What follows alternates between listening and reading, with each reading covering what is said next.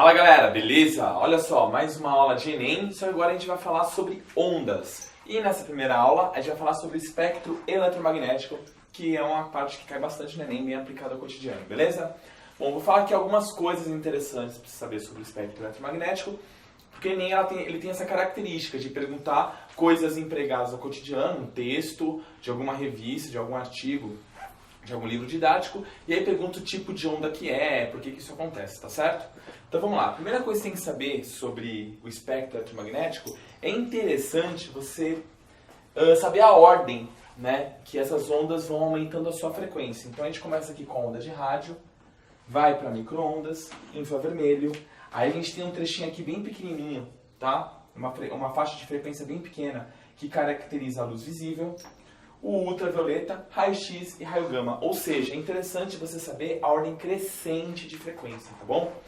Outra coisa que é interessante você saber é que a gente tem que lembrar que pela fórmula V igual a lambda F, a gente tem que comprimento e frequência, comprimento de onda e frequência são duas grandezas inversamente proporcionais.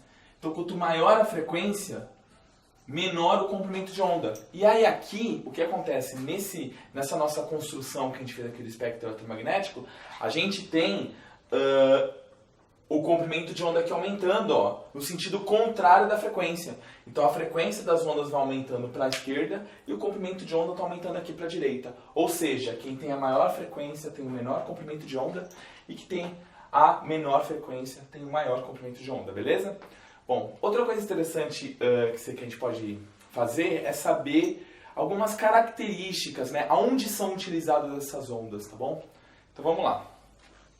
Vamos começar pelas ondas de rádio. Ondas de rádio, como elas têm um comprimento de onda muito alto, elas têm grande capacidade de contorno, tá bom? Nos fenômenos que eu vou mostrar mais pra frente, a gente vai ver que ocorre difração com muita facilidade para esse tipo de onda. Por isso que ela é utilizada para telecomunicação.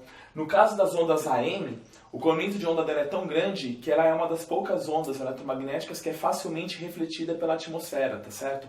Então a gente emprega muito a telecomunicações por isso aqui, tá certo?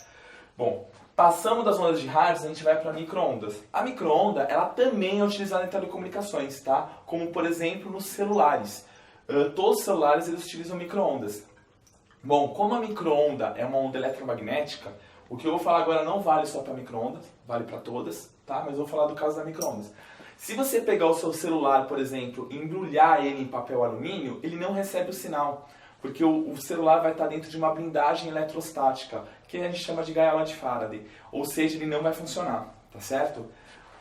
Já que a micro-onda é uma onda eletromagnética, ela não consegue atravessar essa blindagem eletrostática, tá bom?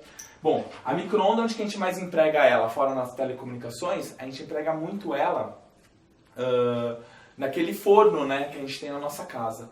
E por que isso acontece? A gente vai ver isso em ressonância, que também é um fenômeno ondulatório, mas a micro-onda, ela tem uma capacidade de entrar em ressonância com a molécula da água. Só que isso aí a gente vai ver um pouco mais pra frente. Então, aqui que a gente mais usa as micro-ondas.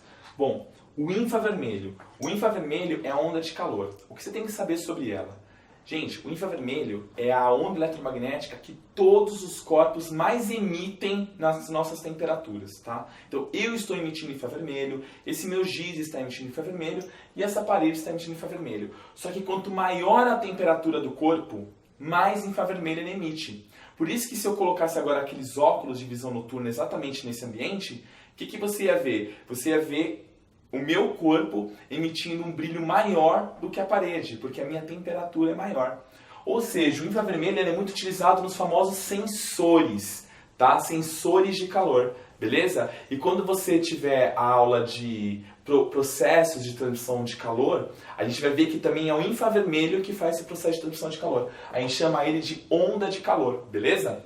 Bom, daqui a gente passa para a luz visível, aí não tem muito o que falar, né? A luz visível são todas as cores do arco-íris, certo? Vermelho, laranja, amarelo, verde, azul, anil e violeta. Passamos do violeta, a gente vai para o ultravioleta. Essa parte é interessante, ó. O nome aqui é infravermelho porque a frequência está um pouco abaixo do vermelho, que é a primeira cor visível. E aqui a gente chama de ultravioleta porque a frequência está um pouco acima do violeta, que é a última cor visível. O ultravioleta Ele é utilizado para... Ele já é uma onda de alta energia, tá? Daqui a pouco eu vou falar o que é isso. Uma onda de alta energia. E ele é utilizado, por exemplo, no bronzeamento artificial da pele, tá certo?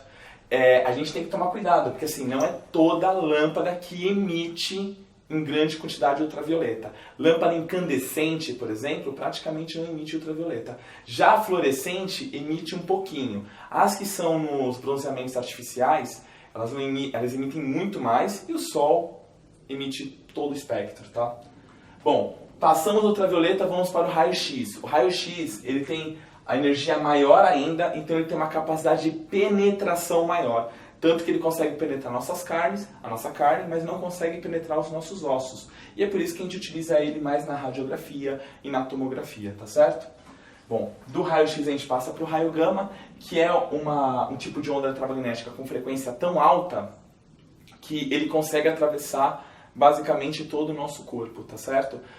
Ele pode até alterar